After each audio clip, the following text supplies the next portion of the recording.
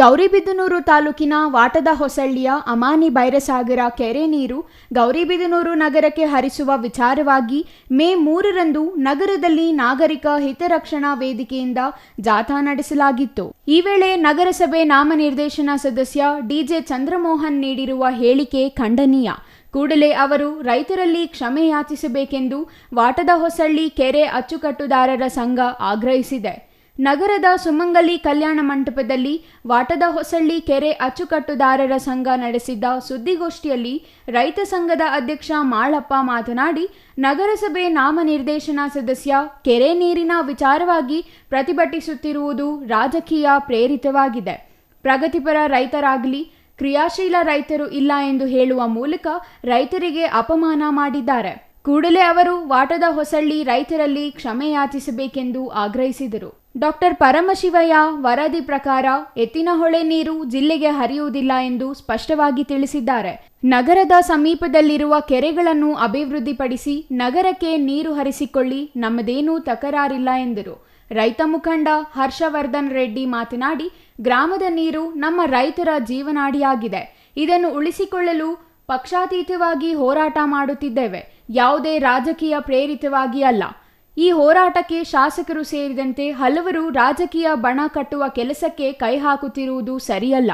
ನಮ್ಮ ಗ್ರಾಮದ ನೀರು ನಮ್ಮ ಹಕ್ಕು ಎಂದು ಪ್ರತಿಪಾದಿಸುತ್ತಿದ್ದೇವೆ, ಯಾವುದೇ ರಾಜಕೀಯ ಉದ್ದೇಶದಿಂದಲ್ಲ ಎಂದು ಪುನರುಚ್ಚರಿಸಿದರು. ನಾಮನಿರ್ದೇಶನ ಸದಸ್ಯ ವಾಟದ ಹೊಸಳ್ಳಿ ರೈತರಲ್ಲಿ ಕ್ಷಮೆಯಾಚಿಸದೇ ಇದ್ದಲ್ಲಿ ಗ್ರಾಮದ ರೈತರು ತಮ್ಮ ದನ ಕರುಗಳನ್ನು ಅವರ ಮನೆ ಮುಂದೆ ಕಟ್ಟಿ ಧರಣಿ ಮಾಡುವುದಾಗಿ ಎಚ್ಚರಿಸಿದರು. ವಾಟದ ಹೊಸಳ್ಳಿ ಕೆರೆಯ ನೀರಿನ ವಿಚಾರ ಇಟ್ಟುಕೊಂಡು ಮುಂಬರಲಿರುವ ನಗರಸಭೆ ಚುನಾವಣೆ ಮತಗಳಿಗೆ ಗಿಮಿಕ್ ರಾಜಕಾರಣ ಮಾಡುತ್ತಿದ್ದಾರೆ. ನೀರಿನ ವಿಚಾರವಾಗಿ ರಾಜಕಾರಣ ವಾಟದೊಸಹಳ್ಳಿ ರೈತರು ಮಾಡುತ್ತಿಲ್ಲ. ರೈತರ ಬದುಕಿನ ಹಿತಾಸಕ್ತಿಗಾಗಿ ನಮ್ಮ ರೈತರ ಹೋರಾಟವಾಗಿದೆ ಎಂದು ಹೇಳಿದ್ದಾರೆ.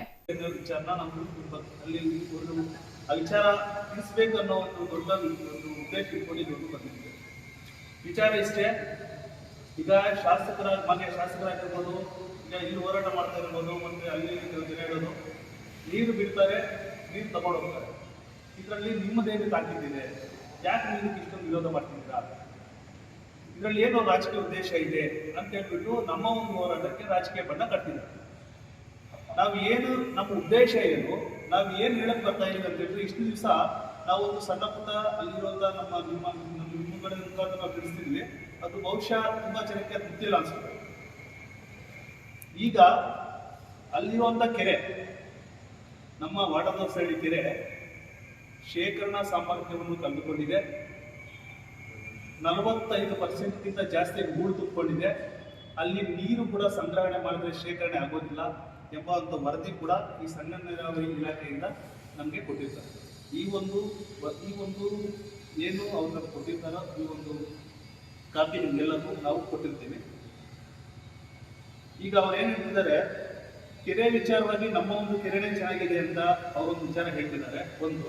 ಎರಡನೇದು ಬಂದು ಎತ್ತಿನ ಹೊಳೆ ನೀರನ್ನು ತಗೊಂಡು ಬಂದು ಇರ್ತೀವಿ ಅಂತ. ಸ್ನೇಹಿತರೆ ನೋಡಿ, ಈ ಎತ್ತಿನ ಹೊಳೆ ಯೋಜನೆ ಎಲ್ಲಿವರೆಗೂ ಬಂದಿದೆ, ಈ ಯೋಜನೆಯ ಅಡುಗು ತೊಡಗುಗಳೇನು, ಈ ಯೋಜನೆ ಎಲ್ಲಿವರೆಗೂ ಬಂದು ನಿಂತಿದೆ, ಇದು ನಮ್ಗೆಲ್ಲ ಸವಿಸ್ತಾರವಾಗಿ ನಮ್ಗೆ ಇದು ಎತ್ತಿನ ಹೊಳೆ ಅಂದ ಮೇಲೆ ನಾವು ಒಂದು ಪ್ರತಿಯೊಂದು ಒಂದು ಡೀಟೇಲ್ಸ್ ಆಗಿ ಮುಂದೆ ಹೋಗ್ಬೇಕಾದ್ರೆ ಗೊತ್ತಾಗಿದ್ದು. ಈ ಎತ್ತಿನ ಹೊಳೆ ನಮ್ಗೆ ಗೊತ್ತಿದ್ದಂಗೆ 2013-14 ಸ್ಟಾರ್ಟ್ ಆಯಿತು. ಇಲ್ಲಿವರೆಗೂ ಸಕಲೇಶ್ಪುರದಿಂದ ಸ್ಟಾರ್ಟ್ ಆಗಿರೋದು ಇಲ್ಲಿವರೆಗೂ ಯಾವುದೇ ಒಂದು ಭಾಗಕ್ಕಾದ್ರೂ ನೀರು ಹರಿದಿದೆಯಾ? ಮಧು ಸೂರ್ಯನಾರಾಯಣ ರೆಡ್ಡಿ ಮಾತನಾಡಿ, ಕ್ಷೇತ್ರದ ಶಾಸಕರು ನಗರದ ಸಮೀಪದ ಕೆರೆಗಳ ಅಭಿವೃದ್ಧಿಪಡಿಸಿ ಈ ಕೆರೆಗಳಿಗೆ ಎತ್ತಿನಹೊಳೆ ನೀರು ಹರಿಸಿ ನಗರಕ್ಕೆ ಕುಡಿಯುವ ನೀರು ಪೂರೈಸಲಿ. ವಾಟದ ಹೊಸಳ್ಳಿಯಿಂದ ನೀರು ತೆಗೆದುಕೊಂಡು ಹೋಗುವ ಅವೈಜ್ಞಾನಿಕ ಯೋಜನೆ ಕೈಬಿಡಿ. ಇಲ್ಲವಾದರೆ ನಮ್ಮ ಹೋರಾಟ ಮುಂದುವರಿಸಲಾಗುವುದು. ಶಾಸಕರು ಯಾವ ಉದ್ದೇಶಕ್ಕಾಗಿ ನಮ್ಮ ಕೆರೆಯ ನೀರಿಗೆ ಹಠಕ್ಕೆ ಬಿದ್ದಾರೆ ಎಂದು ಪ್ರಶ್ನಿಸಿದರು.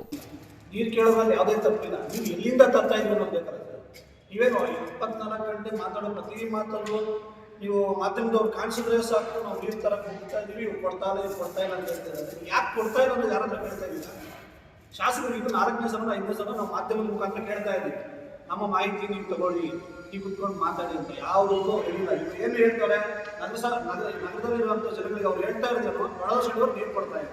ಯಾರಾದ್ರೂ ಕೇಳಿದಾರೆ ಯಾಕೆ ಕೊಡ್ತಾ ಇಲ್ಲ ಅಂತ? ಯಾವತ್ತೂ ಕೇಳಿಲ್ಲ ಸರ್. ಇವತ್ತಿನವರೆಗೂ ಒಂದು ತಿಂಗಳ ಮೇಲೆ ಆಗಿದೆ, ಯಾರೂ ಬಂದು ಯಾಕೆ ನೀರು ಕೊಡ್ತಾ ಇಲ್ಲ ಅಂತ ನಮ್ಮ ಹತ್ರ ಯಾವ ಅಧಿಕಾರಿಗೂ ಕೇಳಿಲ್ಲ, ಯಾವ ಶಾಸಕರು ಕೇಳಿಲ್ಲ. ಯಾಕೆ ಸರ್ ವಾಡೋಸಳ್ಳಿ ಅವ್ರು ನೀರು ಕೊಡಬೇಕು? ವಾಡೋಸಳ್ಳಿ ಅವ್ರು ಯಾಕೆ ನೀರು ಕೊಡಬೇಕು? ನಿಮ್ಮ ಗೌರಿಬಿದನೂರು ಸುತ್ತಮುತ್ತಲು ಎಷ್ಟು ಕೆರೆ ಇದೆ ಸರ್? ನಮ್ಮ ತಾಲೂಕಲ್ಲಿ 80 ಕೆರೆ ಇದೆ. ಗೌರಿಬಿದನೂರು ಸುತ್ತಮುತ್ತಲು ಎಷ್ಟು ಕೆರೆ ಇದೆ? ಕಲ್ಲುಡಿ ಕೆರೆ ಇದೆ, ಮರಳೂರು ಕೆರೆ ಇದೆ, ಕೊಟಕನಾಪುರ 1, 2 ಇದೆ, ಗಂಗಸಂದ್ರ ಕೆರೆ ಇದೆ, ಮುದುಗಾಗುಂಟೆ ಕೆರೆ ಇದೆ, ಪುಟಾರಹಳ್ಳಿ ಕೆರೆ ಇದೆ. ಇಷ್ಟು ಕೆರೆಗಳಿದ್ದಾವಲ್ಲ, ನಿಮ್ಮ ಕೆರೆ ನೀವು ಅಭಿವೃದ್ಧಿ ಮಾಡ್ಕೊಳ್ಳಿ ಸರ್. ಸಿಂಪಲ್. ನಾನು ಒಂದು 2-3 ಕ್ವಶನ್ ಕೇಳ್ತೀನಿ, ದಯವಿಟ್ಟು ಶಾಸಕರ ಗಮನಕ್ಕೆ ನೀವು ತರಲೇಬೇಕು ಮಾಧ್ಯಮದವರಿಂದ. ಯಾಕೆ ವಡದಸಳ್ಳಿ ಕೆರೆ ನೀರನ್ನ ಕೊಡ್ತಾ ಇಲ್ಲ ಅಂದರೆ, ಕಲ್ಲುಡಿ ಕೆರೆ ಇದೆ ಸರ್, ಹೇಳ್ತೀನಿ. ಒಂದು 250 ಮೀಟರ್ ಇರುತ್ತಾಗಲ್ಲ, ಒಂದು 250 ಮೀಟರ್ ಉದ್ದ ಇರುತ್ತಾ, ಒಂದು 10 ಅಡಿ ಇದು ಇರುತ್ತೆ ಸರ್, ಆಳ ಇರುತ್ತಾ? ಎಷ್ಟು ನೀರು ಇರುತ್ತೆ ಸರ್? ನಗರ ಪ್ರದೇಶದಲ್ಲಿ ಎಷ್ಟು ಜನ ಇದ್ದಾರೆ ಸರ್? ಇವಾಗ ವಾಸ ಮಾಡ್ತಿರುವಂಥ ಜನಗಳು ಎಷ್ಟು ಸರ್? ವಾಡದಸಳ್ಳಿ ಜೊತೆಗೆ ಕಲ್ಲುಡಿ ಕೆರೆ, ಪುಟಾರಹಳ್ಳಿ ಕೆರೆ ಕೊಟ್ಟಿದ್ದಾರೆ. ಅದೇ ಜನತಜ್ಞರು ವಾಡದಸಳ್ಳಿ ಕೆರೆ ಜೊತೆಗೆ ಕಲ್ಲುಡಿ ಕೆರೆ, ಪುಟಾರಹಳ್ಳಿ ಕೆರೆ ಕೊಟ್ಟಿದ್ದಾರೆ. ನಾನು ಸಿಂಪಲ್ ಒಂದು 2-3 ಕ್ವಶನ್ ಸರ್.